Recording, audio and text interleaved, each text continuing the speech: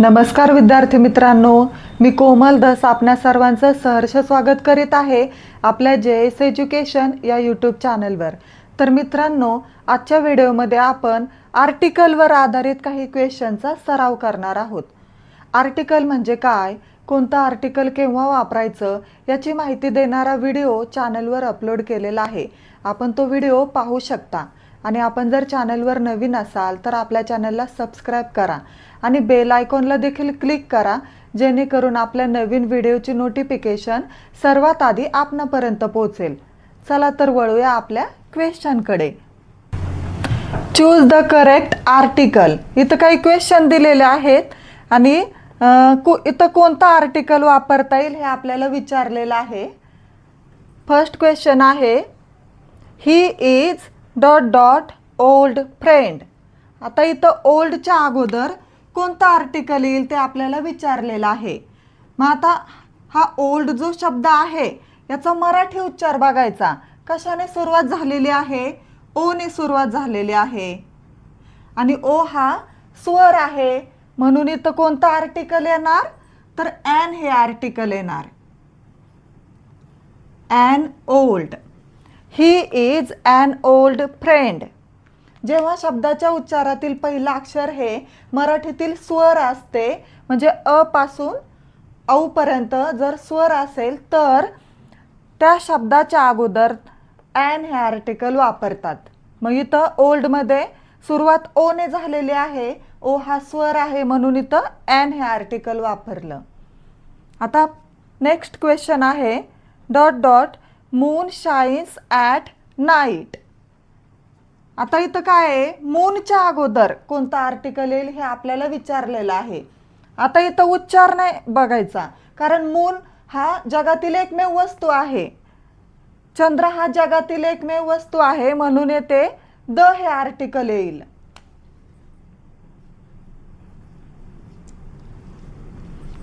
The moon shines at night.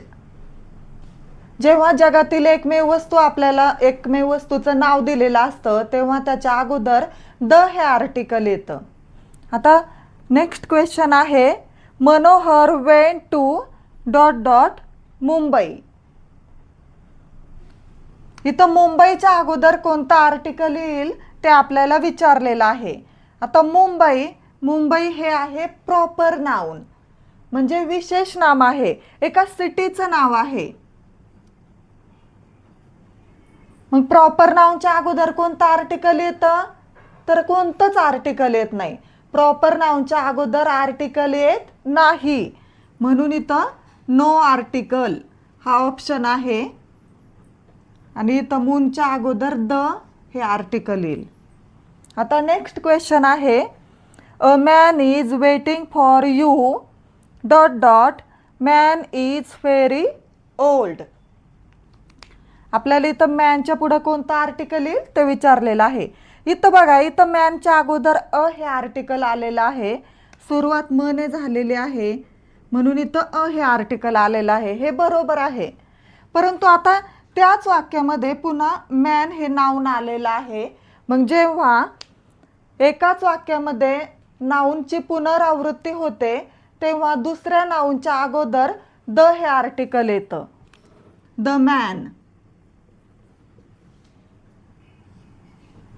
एकाच नामाची जर पुनरावृत्ती होत असेल तर दुसऱ्या नाउनच्या अगोदर द हे आर्टिकल येतं, म्हणून इथं द हे आर्टिकल आहे। आता नेक्स्ट क्वेश्चन आहे, I am learning dot dot English. आता इंग्लिश हे आहे एका भाषेचं नाव आहे, लँग्वेजचं विशिष्ट असं नाव आहे, म्हणजे इंग्लिश हे प्रॉपर नाउन आहे आणि प्रॉपर नाउनच्या अगोदर आर्टिकल येत नाही, म्हणून इथं नो आर्टिकल हा आपला ऑप्शन आहे। इथं सुद्धा बघा, मुंबई हे प्रॉपर नाउन आहे, एका सिटीचं नाव आहे, म्हणून इथं सुद्धा आर्टिकल आलं नाही आणि इंग्लिश हे एका लँग्वेजचं नाव आहे, एका लँग्वेजचं विशिष्ट असं नाव आहे, म्हणून इंग्लिशच्या अगोदर आर्टिकल येणार नाही, नो आर्टिकल। आता नेक्स्ट क्वेश्चन आहे, Rohan is dot dot honest boy. आता इथं हॉनेस्ट नाही म्हणायचं, हॉनेस्ट जर म्हटलं तर हा चुकीचा उच्चार आहे, रॉंग प्रोनाउन्सिएशन आहे. इथं शब्दाची सुरुवात अ ने झालेली आहे, ऑनेस्ट. मग जेव्हा शब्दाची सुरुवात ही मराठीतील स्वराने होते तेव्हा त्या स्वराच्या अगोदर, त्या नाऊनच्या अगोदर कोणतं आर्टिकल येतं? तर ॲन हे आर्टिकल येतं. An honest boy. Rohan is an honest boy.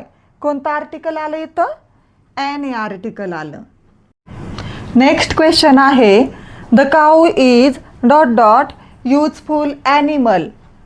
आता इथं बघा, आपल्याला असं वाटतं युजफुलमध्ये यूने सुरुवात झालेली आहे, मग यू हा इंग्लिशमधील वॉवेल आहे म्हणून इथं ॲन हे आर्टिकल येईल. म्हणजे बरेचसे विद्यार्थी इथं ॲन हे आर्टिकलच लिहितात, पण इथं ॲन हे आर्टिकल येत नाही. तर इथं बघा, युजफुलमध्ये सुरुवात य ने झालेली आहे आणि य हे मराठीतील व्यंजन आहे.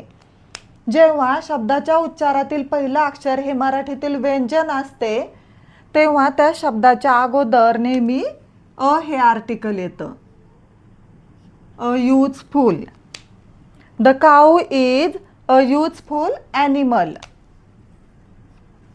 नेक्स्ट क्वेश्चन आहे, Sakharam was dot dot oldest man in the village.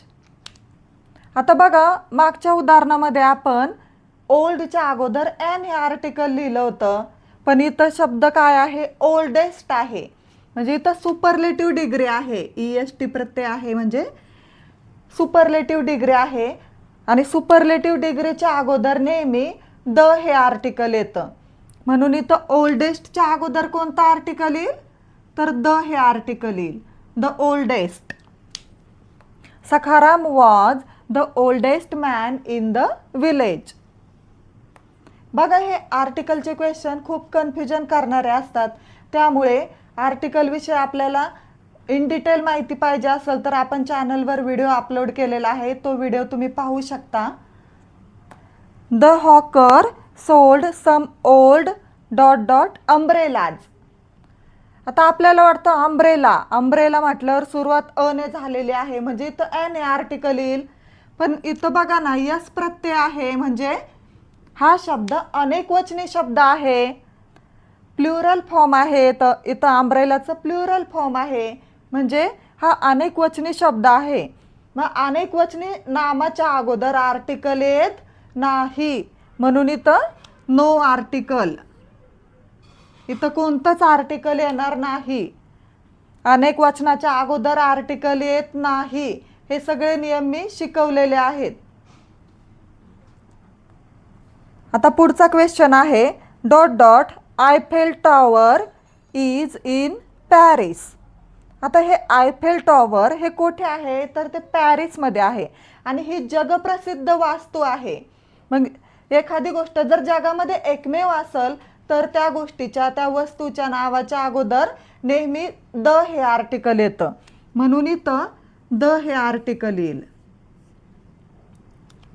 The Eiffel tower is in Paris. Next question आहे, dot dot Ganga is a holy river. आता इथं गंगा हे कशाचं नाव आहे? तर नदीचं नाव आहे, रिव्हरचं नाव आहे.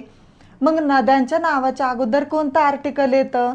तर द हे आर्टिकल येतं, म्हणून इथं गंगाच्या अगोदर कोणतं आर्टिकल येईल? द.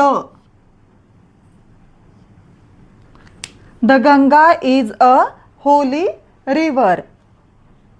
लास्ट क्वेश्चन आहे, we go by dot dot auto rickshaw. आता इथं बघा, ऑटो रिक्षामध्ये इथं सुरुवात कशाने झालेली आहे? अ ने झालेली आहे आणि अ हा मराठीतील स्वर आहे म्हणून येथे ॲन हे आर्टिकल येईल, an auto rickshaw. We go by an auto rickshaw. तर अशा प्रकारे आजच्या व्हिडिओमध्ये आपण आर्टिकलवर आधारित काही क्वेश्चनचा सराव केलेला आहे. आपल्याला जर हा व्हिडिओ आवडला असेल तर व्हिडिओला लाईक करा, शेअर करा आणि आपल्या चॅनलला सबस्क्राईब करा. थँक्यू.